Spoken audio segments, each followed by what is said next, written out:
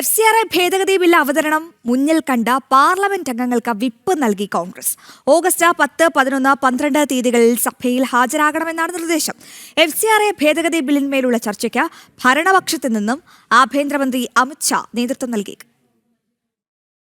3 വരി വിപ്പാണ് കോൺഗ്രസ് എംപിമാർക്ക് നൽകിയത്. സഭയിൽ കരുത്ത് കാട്ടാനാണ് പ്രതിപക്ഷത്തിന്റെ ശ്രമം. ഇന്ത്യ സഖ്യത്തിലെ പാർട്ടികളെല്ലാം എംപിമാർ സഭയിൽ ഹാജരാകണമെന്ന നിർദ്ദേശം നൽകും. തിങ്കളാഴ്ച FCRA ബിൽ അവതരണം ഉണ്ടായാൽ ശക്തമായി നിലപാട് അറിയിക്കാനാണ് പ്രതിപക്ഷത്തിന്റെ ശ്രമം. ആഗസ്റ്റ് 13 വരെയാണ് പാർലമെന്റ് സമ്മേളനം നിശ്ചയിച്ചിട്ടുള്ളത്.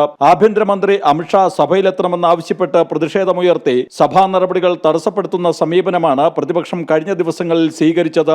FCRA ഭേദഗതി ബില്ല് ക്രൈസ്തവ സഭകളുടെ വിദേശ സംഭാവന നിയന്ത്രിക്കാൻ ലക്ഷ്യമിടുന്നതെന്നാണ് പ്രതിപക്ഷ ആരോപണം. ക്രൈസ്തവ സഭകളും നിർദ്ദിഷ്ട FCRA ഭേദഗതി ബില്ലിനോട് കടുത്ത എതിർപ്പാണ് പുലർത്തുന്നത്. ബില്ലിലെ വ്യവസ്ഥകളിൽ ഇളവ് തേടി ആഭ്യന്തരമന്ത്രി അമിത്ഷായുമായി ക്രൈസ്തവ സഭാ നേതൃത്വം 2 വട്ടമാണ് കൂടിക്കാഴ്ച നടത്തിയത്. ഭാരതത്തിലെ FCRA ഭേദഗതിയെ വിമർശിച്ച US കോൺഗ്രസ് അംഗം റില്ലി മൂറിന്റെ വിമർശനം വിദേശകാര്യ മന്ത്രാലയം തള്ളിക്കളഞ്ഞു. ഭാരതത്തിന്റെ ആഭ്യന്തര കാര്യമാണെന്നും US-ഉം അവർക്ക് ലഭിക്കുന്ന വിദേശ ധനസഹായം നിയന്ത്രിക്കുന്നുണ്ടെന്നും വിദേശകാര്യ മന്ത്രാലയ വക്താവ് രൺധീർ ജയ്സ്വാൾ ചൂണ്ടിക്കാട്ടി. മറ്റു രാജ്യങ്ങളിൽ നിന്ന് നമ്മുടെ കാര്യങ്ങളിൽ ഇടപെടാതിരിക്കുന്നതാണ് നല്ലത് എന്ന അഭിപ്രായമാണ് ഇക്കാര്യത്തിൽ ക്രൈസ്തവ സഭാ നേതൃത്വത്തിന്റേത്.